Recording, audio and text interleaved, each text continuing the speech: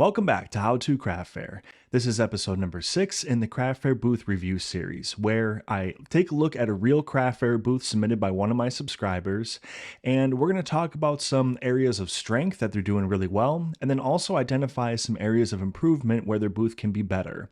As we go through the 10 elements of this video, I want you to think about your craft fair booth and think about ways that you can apply these tips to your booth to make it better. Let's jump right in. All right, so today we are going to be talking about Shay's Craft Shed. And Shay's booth is mostly going to consist of home decor, both indoors and outdoors. And Shay's Craft Shed is based in South Carolina. So first time going into South Carolina on the channel. All right. So let's start breaking this down. Now, the first thing that we're going to talk about is displays. And first of all, right off the bat, I want to let you know that we do have quite a few pictures on this review. So we have 5 different pictures that we'll kind of break down, but this is the probably the best view that we're going to look at here, kind of just straight on from the visitor's point of view. And when we talk about displays, we're looking at risers or the way things are presented at the booth. So a good portion of the booth is going to be just tabletop. All right. So most of the stuff is laid down on the tabletop. Some of the items are so big that they can stand by themselves. So like here, for example, we have a couple of items that are just, kind of independent and stand on their own, which is always nice. This helps for quite a few reasons. Diversifies the look of the booth a little bit. Of course, you buy yourself some vertical space by going all the way down to the ground up. So there's a lot of nice things involved with having large items, off the table. Over here, we do have a better view of these flowers. So I'm going to go to a different angle really quick. And all right, so you can see that they're displayed on an upside down milk crate. And that's really, really creative, good use of that. It keeps them stable, especially at an outdoor show where you don't know if there's going to be wind and elements involved and things like that. So good way to keep these things secure and stable. So I like that. I like how these are utilized. On this side, we can see that there is a stand for this piece of artwork right here. And I'll zoom in a little bit so we can see it a little bit better here. All right, so yeah, this is stood up and faced outwards so that people can see this from more of a distance rather than if everything was laid down on the tabletop like this one was, right? So it's kind of nice to have them both. You got one laid down and then you have one facing out. Now, what we haven't talked about yet as far as displays is the big focal feature at the back of the booth. All right, so there is a very, very large display back here that is, again, it contains some bigger items that probably wouldn't work quite as well on the table. And, we can see some big, wreaths back here and also some signs back here as well, in addition to the marketing sign, which is the business sign right here, Shay Shed. So there's a really wide variety of displays here at this booth and a really wide variety of items in general and item types, item sizes. It gets a little bit tricky when you're trying to figure out how to display items when they're all sorts of different sizes and shapes and they have different purposes and things like that. So it does get a little bit tricky. And I think that's going to be one of the challenges with this booth is just trying to figure out how to get everything to look appealing when there's so many different sizes and shapes of items. It's not a knock against the booth or the maker by any means, but it's a challenge, and that's one of the challenges that are hard to figure out. So, okay. Covered the display. We'll take a look at a few different angles. We kind of covered this one here with the the one painting stood up. We come over here. This is the zoomed in image we were looking at before. And then on this side, we're featuring these big items that are stood up here. And then on this table just pretty much consists of items that are, set down on the table. So that pretty much covers the displays. As far as tips on this goes, the items are big, so it gets a little bit tricky when you start factoring in like how to stagger the items on the table. What I would recommend is having the smaller items in the front, but stood up if possible, kind of like you did on the other table. So this table, again, everything is kind of just set down on it, right? So, but if we go to this table over here, okay, this table over here, you've got the one stood up and it's more towards the back of the table and you have things in front of it. So I would kind of start to build off of like what you've got over here and then just start to incorporate it on the entire booth all the way around. Keep your higher things towards the back and then keep your lower things towards the front of the table and have the heights a little bit staggered. So what that means for displays is the utilization of risers.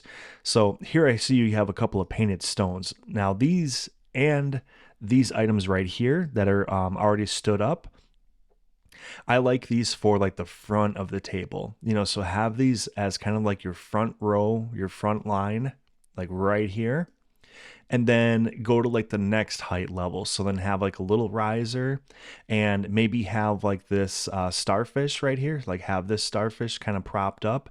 And then for your back row, these, upside down pot holders as like the candle holder, I would have these kind of like as the back row as the highest, and just have it staggered. I think that's going to be really visually appealing, and then also just kind of show off everything all at once without it being as like, kind of clustered together. Okay, I think that covers the displays pretty well. So let's go ahead and move on to pricing. And you guys might have noticed I'm switching the order up a little bit. So I'm going to go with a new order for our 10 steps and see how it goes. But I think this new order is gonna be kind of nice for the videos. So we're going to dive into pricing right away. And we're going to zoom in a little bit, kind of poke around the booth. And okay, so some booths, there's basically two different ways that you can price your items at your booth. The first way is that you can have an individual tag on every item, right? So that there's just absolutely no confusion or anything like that. But it does require a little bit more work on your end as a vendor because you have to put a tag on literally everything. And, you have to have that stationary items to have those stationary items ready to go to basically make that happen. The other way to do it is to have your booth set up so that there are areas of pricing.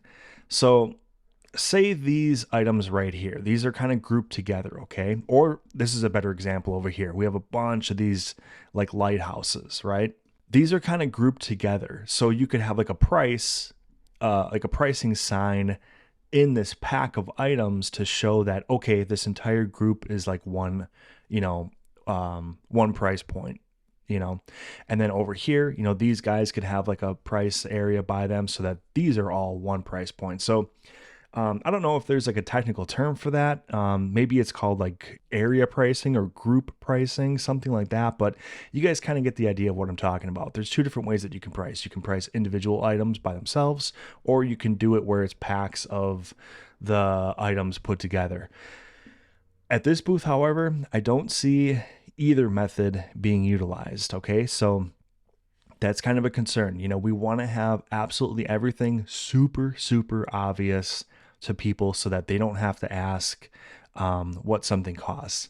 If we look at these big items over here, looking for like an individual tag or anything, I don't see it. Maybe they could be on like the back of the items. So there may be like a sticker on the back or something like that. But you want to make it more obvious than that. So you kind of want to dedicate yourself to going to either of those two methods that I described before. You basically just want to get to the point where people don't have to ask. I do see a tag right here, right? And it actually has like a little barcode on it, it looks like. But I don't know if that's the case with like everything. So let's take a look at a couple other angles just to make sure that we're not missing anything. Let's see, this one's a lot more clear and we're more zoomed in here so we can take a closer look. And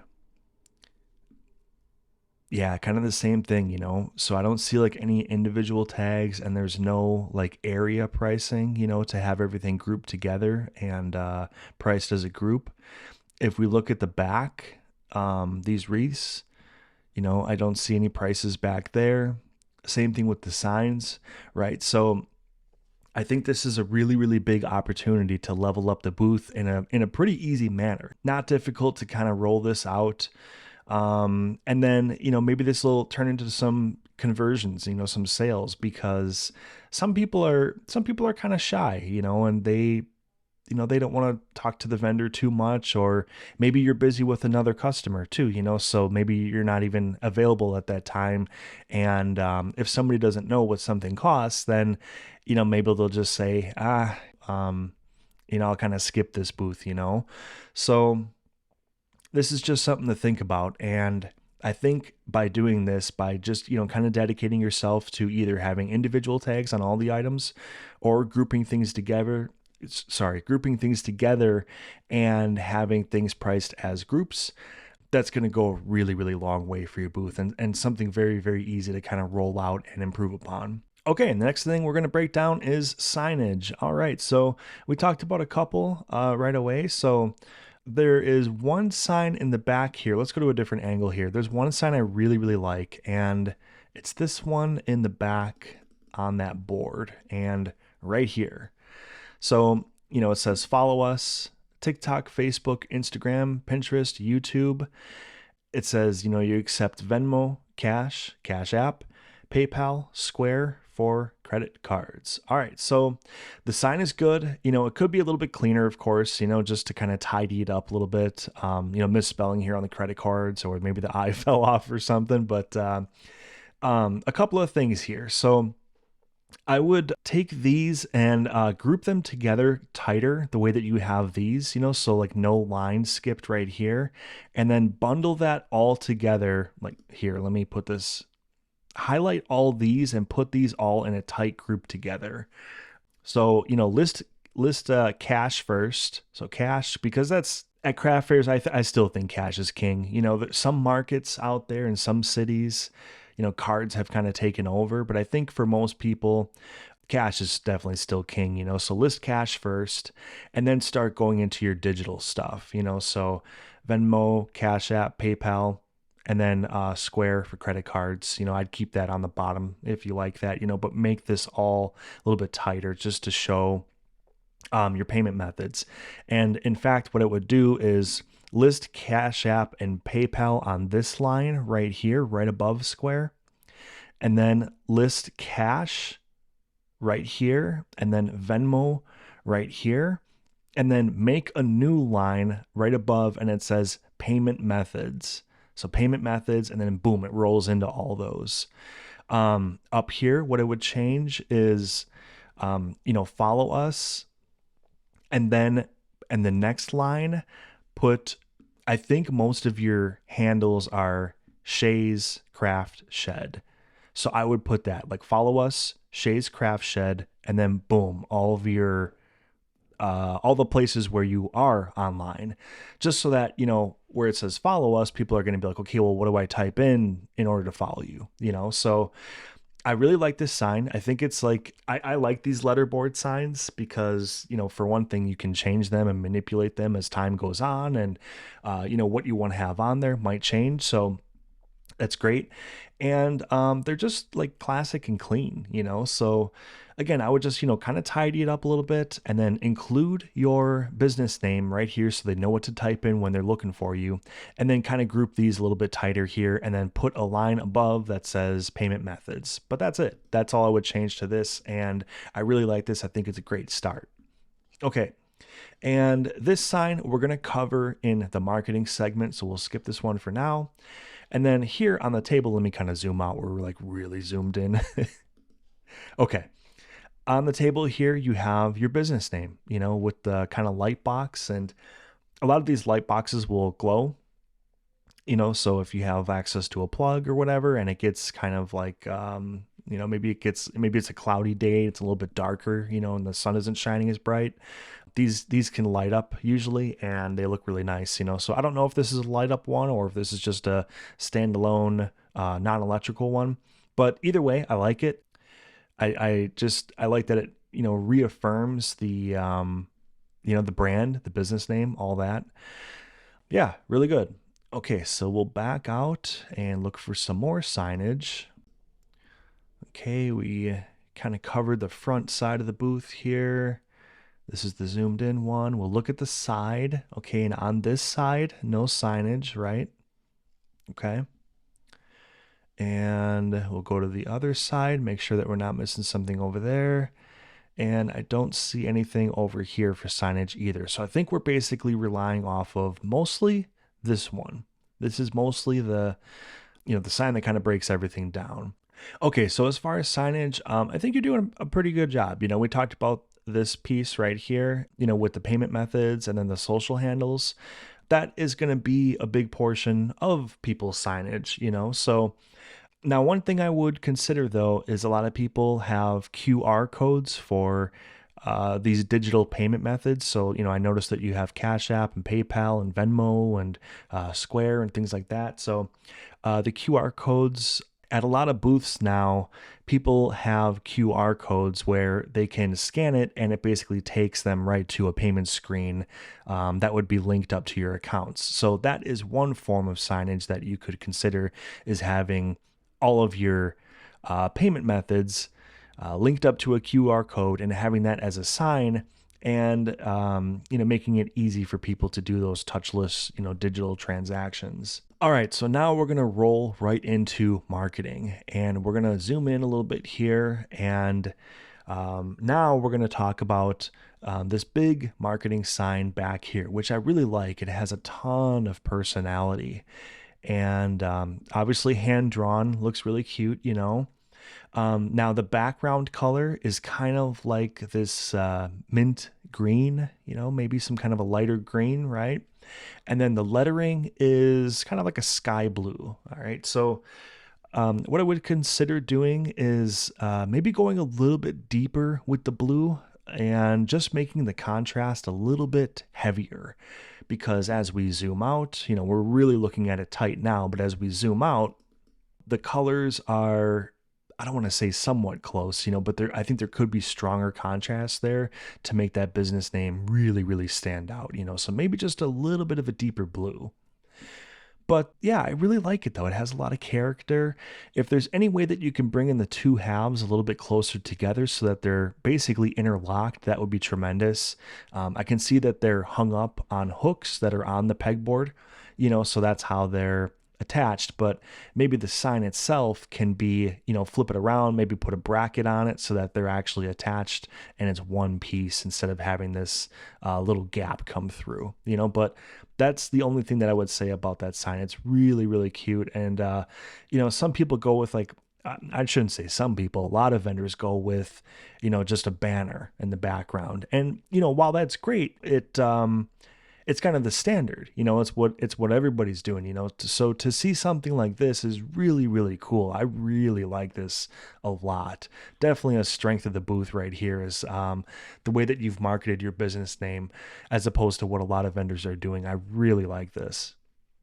Okay, then we touched on this earlier. Again, we're kind of hitting home that business name. So you have the light box right here with the business name.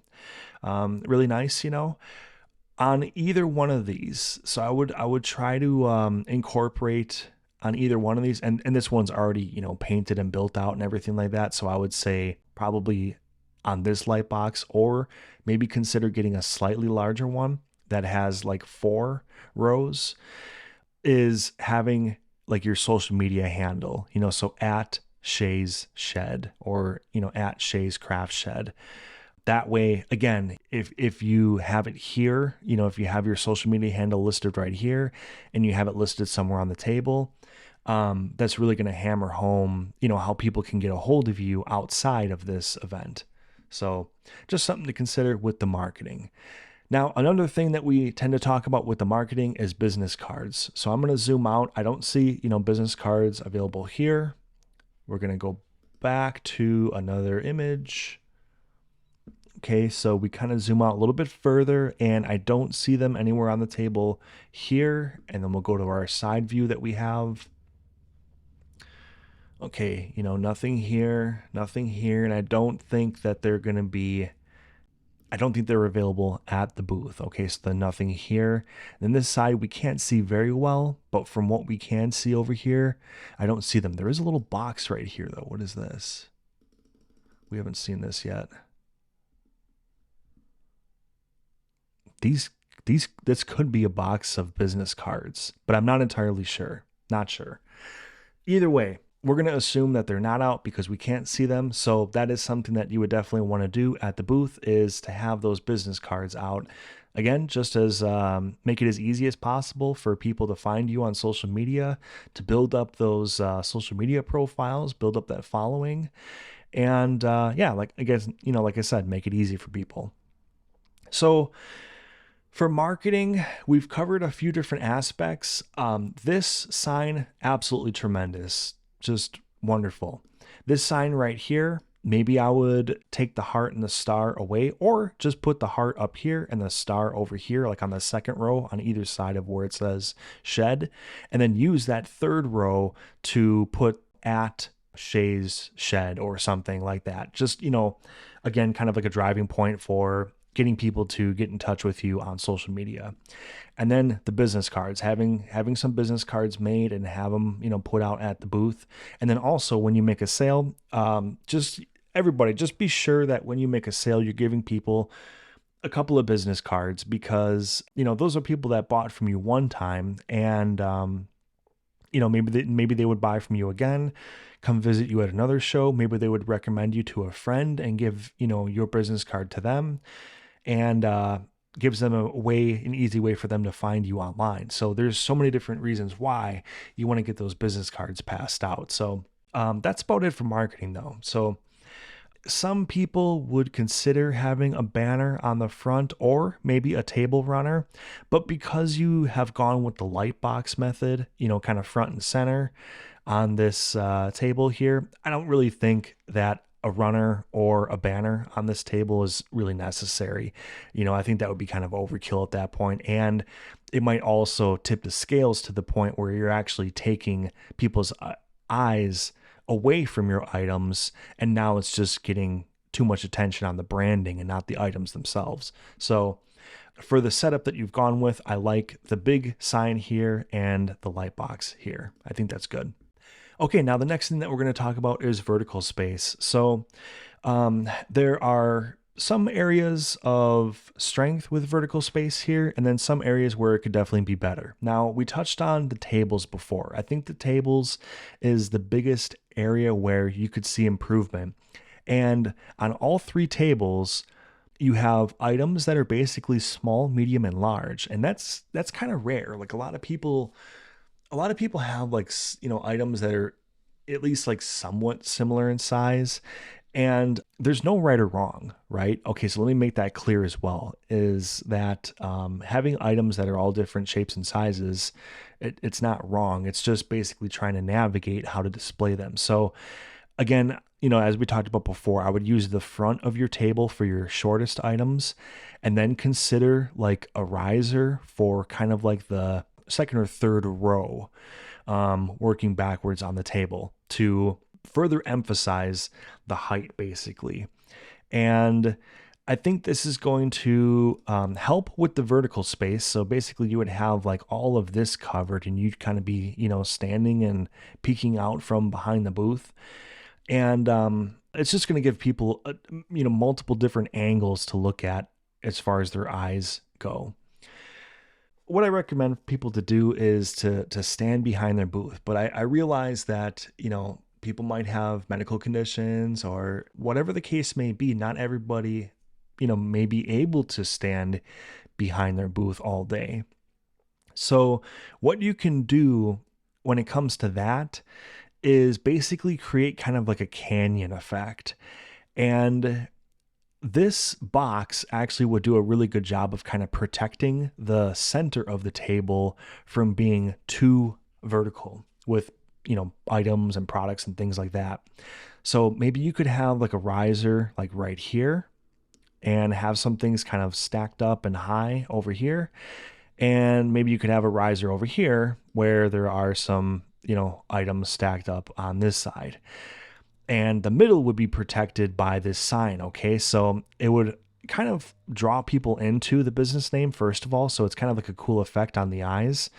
And then the second thing is that you'd be able to sit behind there and people would be able to see you and not be basically blocked by a giant wall of items. So keep that in consideration as well if you start to build up height on these tables, that you can always kind of protect like a certain portion of the table so that people can see you sitting behind it if if you're sitting for that portion of the show. All right, so vertical space over here, we talked about this earlier. I do like that you have these items kind of cornered. So you have, I would guess that this is a 6-foot table. I don't think this is an 8-foot table. And on each corner of it, you have like these areas carved out where you have like your taller items. And this is really, really good use of your booth. Because it still creates like a nice clean square basically all around the booth. But with these trickier items, these really, really big items that are odd shapes, you've kind of used like the gaps in the tables as your nook for putting these taller, different shaped type of items. We have a really good image of it over here. So again, one table is ending like right here, another table is ending right over here, and then you have like this maybe 3-foot by 3-foot area to work with that you have like your big items. Okay, so same thing on this side, right? So we have like the table ending here, we have another table ending here, and then again you have about a 3-foot by 3-foot area where you have these displayed. So this is really, really smart use of vertical space because like you have to map this out basically from the ground up where your big tables are going to be. And then you have these little nooks carved out into your booth. And that enables you to get these taller items displayed and not block everything else at the booth. All right, so very good there. And then finally, with the vertical space on the back side of the booth, we did touch on this earlier, but again, should definitely point it out a second time that this is a wonderful use of vertical space here. So this literally goes from the ground right down here all the way up to where this event's tent is. So this is probably like 6 or 7 feet tall. Really, really good use. People are able to see your marketing sign from quite a distance because it's so high up. And, you're able to basically stack items from top down. So yeah, vertical space at this booth, I think they're doing a pretty good job. There's a couple little elements where it could be improved, but I think for the most part, Shay's doing a really good job here. Again, we'll kind of zoom back here, and yeah, so I would basically just, as far as improvements goes, I would really, really just focus on the table stacking, have the taller items towards the back of the tables and then have the shorter items up front and kind of create like a layered effect. That is basically it. I think once you do that, I think you're in really, really good shape with verticality. Okay, now we're going to dive into my favorite portion of the reviews, and that is colors, contrast, and texture. All right, so we're going to start with colors, and let's start with the tablecloths. So we have 3 black tablecloths all the way around. I do like that because of the fact that your items are all sorts of different colors, okay? So it just provides like consistency, and we don't want distractions at all. Like when you're the type of vendor that has this many colors and this many shapes and sizes of items, you really, really have to focus hard on eliminating distractions. And I think going with the solid black tablecloths is an excellent choice. It's very dark. It just makes the eye focus on the items. You do not want to go with any kind of a texture or pattern on the tablecloths because there's already enough texture and patterns and colors on the items. Okay, so you don't want to provide even more for the eye to try to absorb. So with the colors of the tablecloths, fantastic. What we should talk about is back here, these backing boards. I would recommend, Shay, that you paint this backing board black, okay? Because there's a couple of different reasons for it. For one, it kind of just ties into the black that you have on your tablecloths, okay? So it just kind of provides a sense of uniformity, I guess, with like the rest of your supporting elements like tablecloths. But also the items that you have on here, a lot of things that are on here are light colored. Okay, so let's talk about this sign. If the backing boards were black, it would make this sign pop even more. And that goes that, the same thing goes for the items. So you have a very light color item here. Your marketing sign is pretty light colored with that, like, mint green. This is a little bit darker, but then again, you have a lighter item here. And then, okay, black here, that would make this one suffer a little bit, so this item in particular wouldn't pop as well.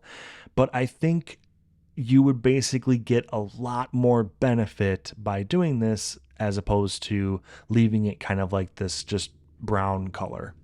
Okay, so I think that's, one easy thing. Again, we're looking when we do these reviews, first of all, let me kind of just back up for a second. We're trying to identify like the easiest ways to improve. A lot of things that you can do at your booth to level up, they're not super drastic. Like when we do these reviews, we're not talking about entirely overhauling booths, okay? Because people have crafted their booths in a way that they like, and there's some attachment there.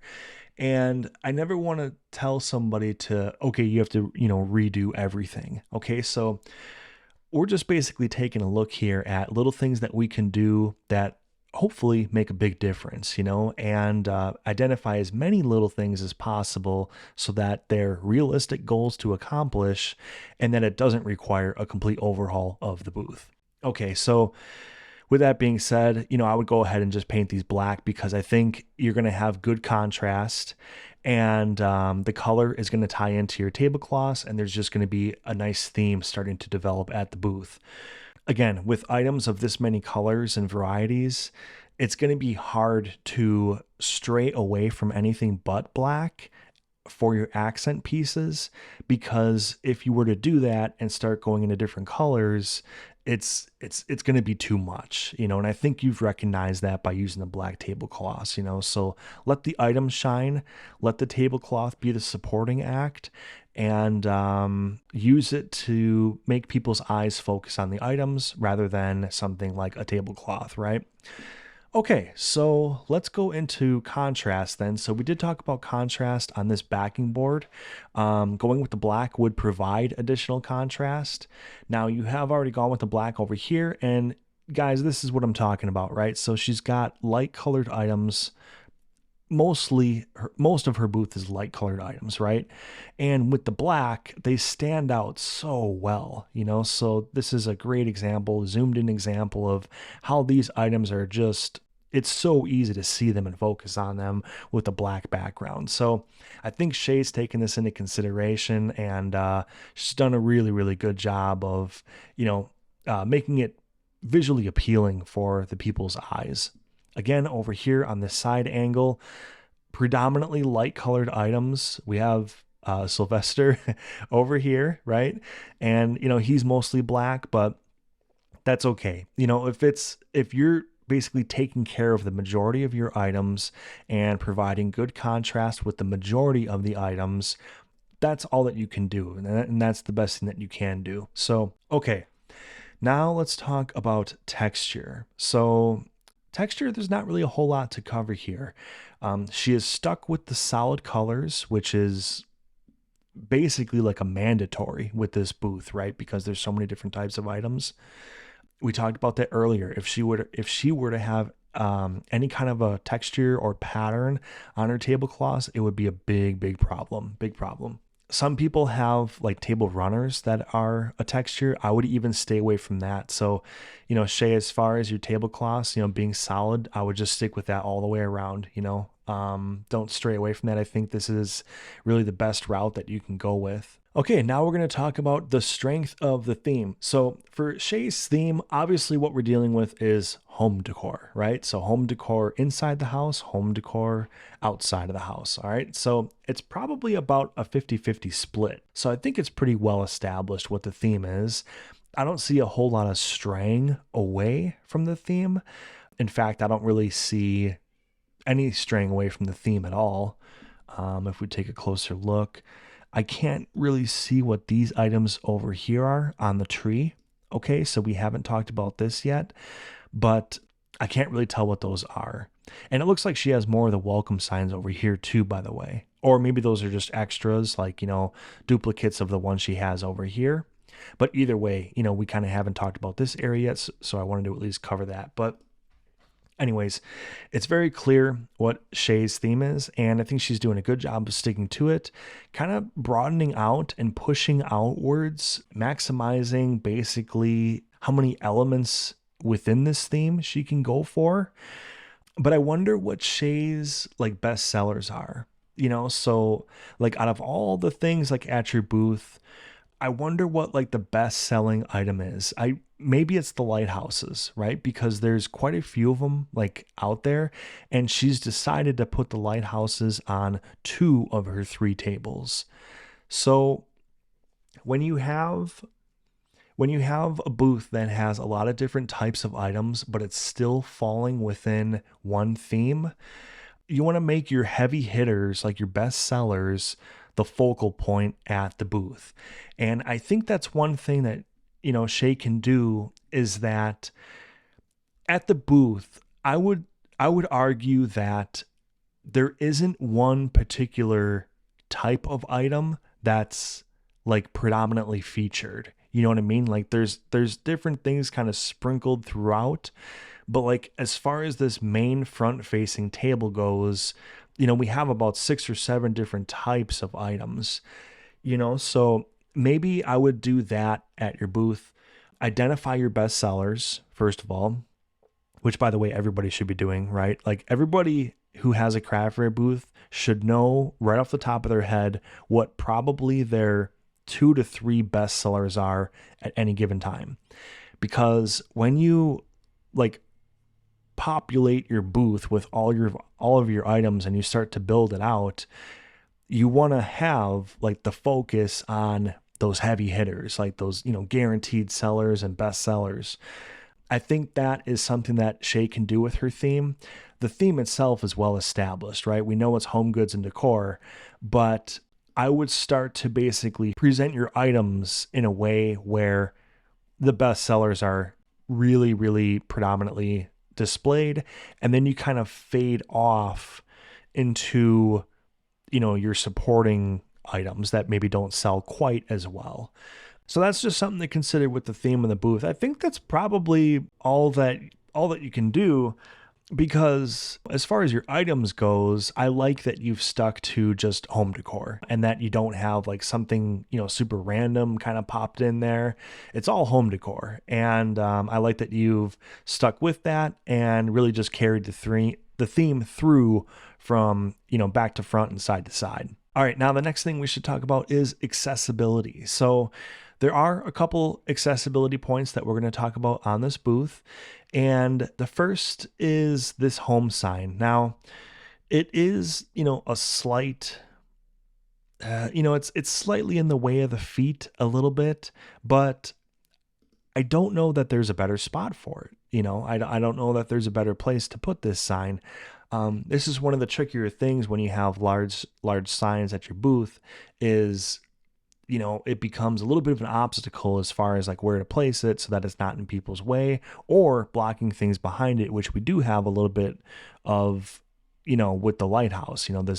These first couple of lighthouses are kind of blocked by most of the sign, right? So it's just something to consider for accessibility reasons, not only for like a safety, like, tripping, reason, but also just for display reasons for at your booth and what might be behind the bigger signs. It's tough to figure out where specifically at your booth I would put this sign. Really, really difficult, in fact, because, where are you going to put it where it's kind of out of people's way with their feet, but you're not blocking, something else. So this might be your best bet, but maybe I don't want to say declutter. the table, but maybe I would even just take these couple of lighthouses off and maybe just stick with like 5 lighthouses on the table. Like if you're going to have 1 here and 4 here, okay. But clearly, these couple are being blocked and it starts to get a little bit cluttered, so you want that breathing room for all the items to shine. And with having a big sign at the booth, that's one obstacle you'll have to navigate. Okay. Accessibility over here, I don't mind this at all. If people walk into this, that's kind of their problem, because it's really not sticking out from your booth, because of like what we talked about earlier, is that by having these tables, let me switch views so it's a little bit easier to describe this part. Okay, if you imagine a straight line going from this table going here, and then a straight line going down this table, this is kind of space that maybe somebody would occupy with like a small card table or something like that. But you've chosen to occupy this space with these signs, and I think that's really good use of this space. I don't have an issue with accessibility over here at all. Okay, let's go to a different angle. Over here, kind of the same thing, right? So we have essentially like a continuation of the table and then a continuation of this table, and that's created this nook, which you've used the milk crates to display the sunflowers. So good job. I don't see any kind of issue over here with accessibility.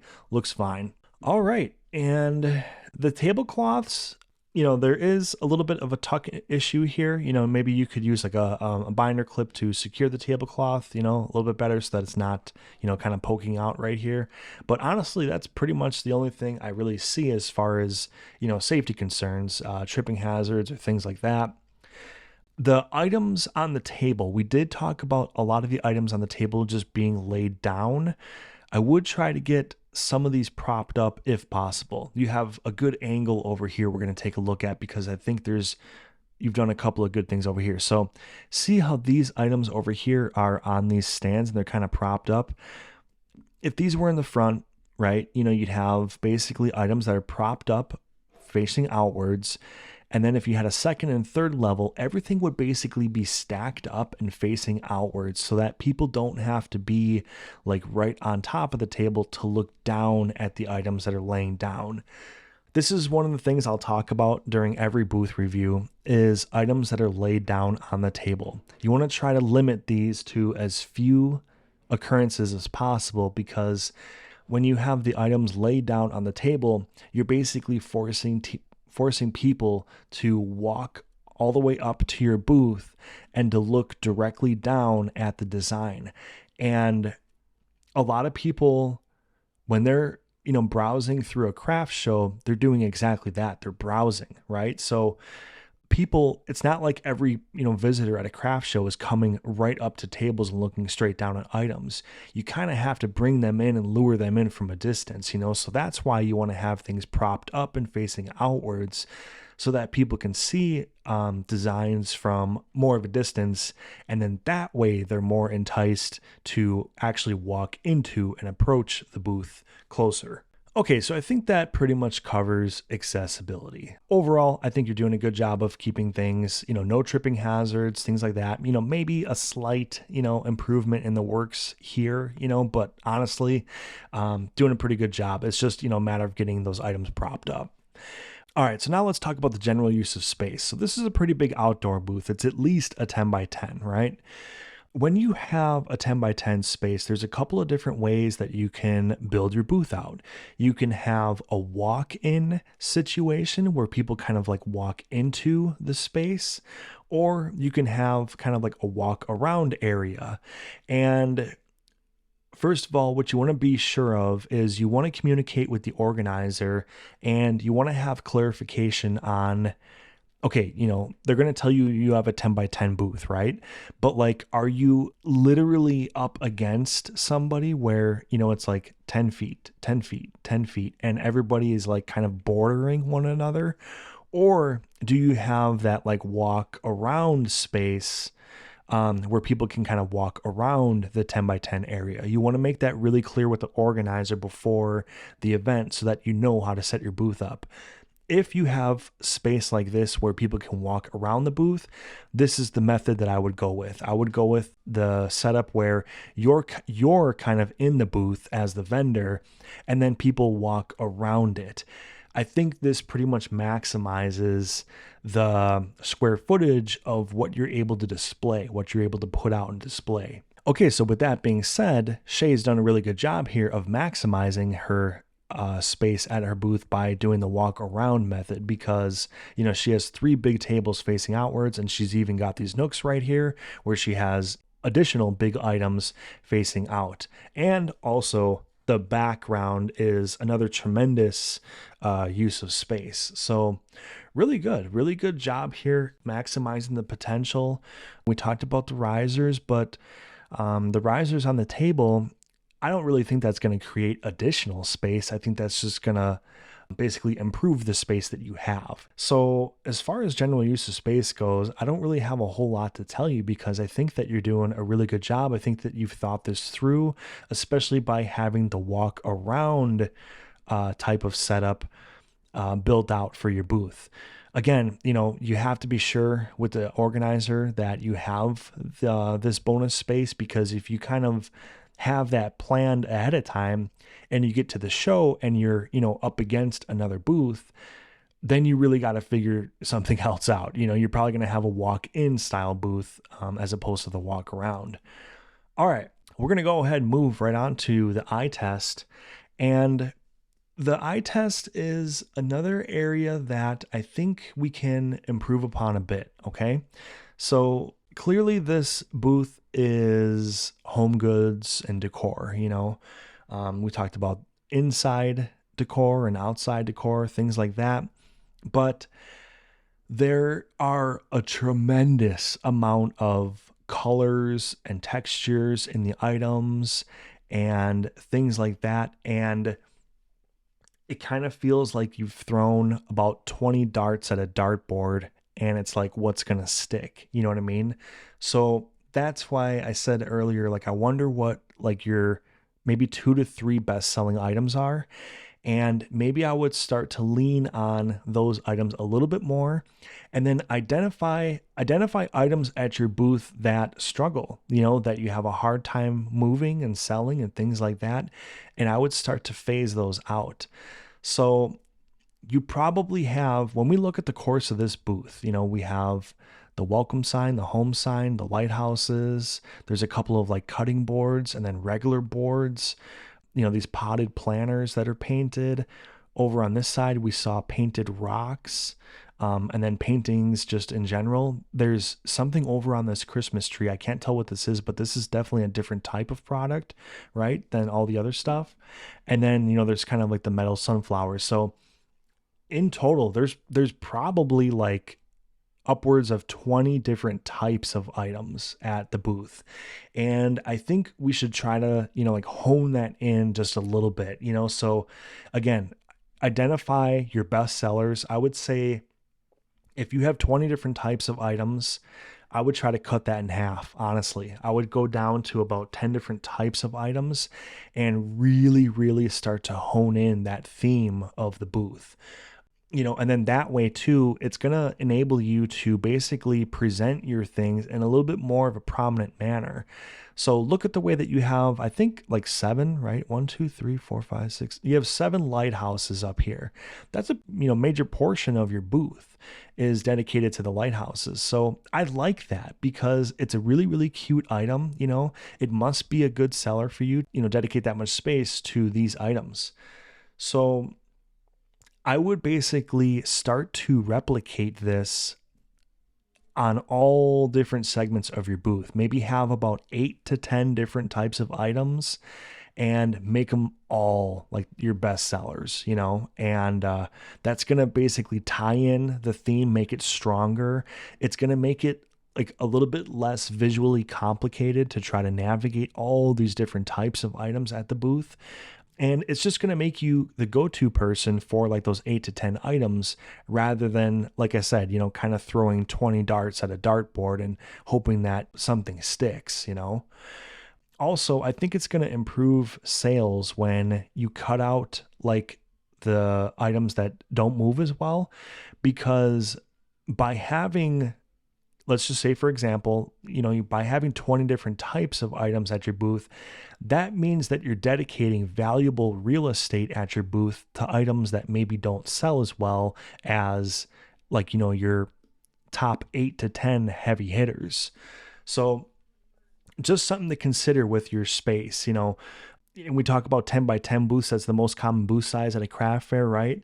That's 100 square feet. So you have 100 square feet to basically draw people in and, convert those people from shoppers to buyers. And I think that going with 8 to 10 really heavy hitting items, you're going to see a higher rate of conversion, of browsers into buyers.